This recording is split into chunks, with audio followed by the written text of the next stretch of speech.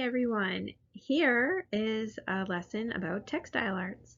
If you're not really sure what textile arts are, hopefully this presentation will show you a little bit about it and a bit about the world of weaving. So textile is basically something like a fibrous material that's been woven together. So for example, fabric has been woven. Anything that's made with fabric or even thread. Thread is a very thin woven fibrous material. And in case you didn't know, New Hampshire is actually the birthplace of textiles.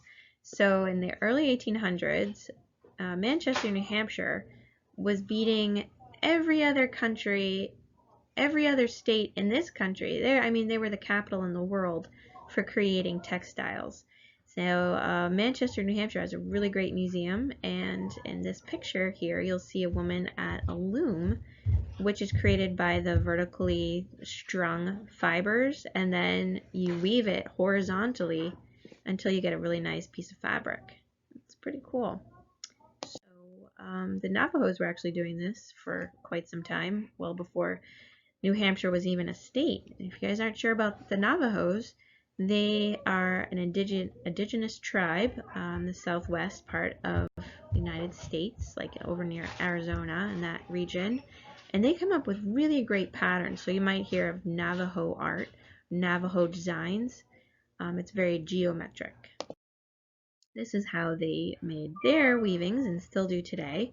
You see it's very similar to the textile mills with the vertical strung ropes or threads, and then they make their pattern by going back and forth with the different colors.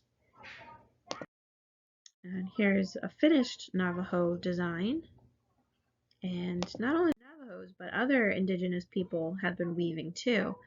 So this is a woman from Guatemala. She's representing the Mayans, and if you're not sure who the Mayans are, they're pretty cool. They were around and they were really far advanced in forms of like technology and what they knew. Think about the Egyptians. They were like the Central American Egyptians. They pretty much didn't have really like words, but more pictures. So a lot of their weavings have little emojis woven into it, because this is how they talked to each other. Just like Egyptians had their hieroglyphs, the Mayans had their own form of symbols and emojis. I wonder what a text would look like from a Mayan. This is more contemporary. It's kind of like a Persian or Asian rug that's been woven, and then the artist decided to weave it in that organic nature. And I want to know why you guys think the artist did that. This is very contemporary, where it's just the very natural fibers hung on its own in a very simple way, and it looks like the artist is making a statement with color as well as the nature of the material that they're using. Here is something you might recognize: mountains. This is a weaving that's more pictorial of a landscape. And here, I love this because it reminds me of the 1980s, and for some reason I see video games in this. So very old style, old school video games. There's lots of geometric shapes and patterns that are created. Look at this, it's like a D-pad on a video game controller. Sweet. And finally, my last picture, this is the most basic loom. It's of a tennis racket with some flowers that have been woven onto it. So you can have something that's very geometric, like the video game art, or something that's more realistic, kind of like this. This one's more embroidered than woven. So I am going to leave you guys with a big question. What will you weave?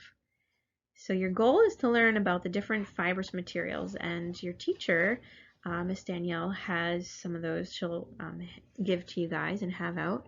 And each material is going to have different needs. It's going to tell you, so you have to listen to them. So I want you to envision what it is you're going to be making, and then keep an open mind then it might have to change, because as you learn about each material, they might need something different or have to be woven in a different way. So the creative process is full of this sort of trial and error. I want you to have fun exploring your materials as you invent your own personal weaving style. So enjoy, and I look forward to seeing what you create.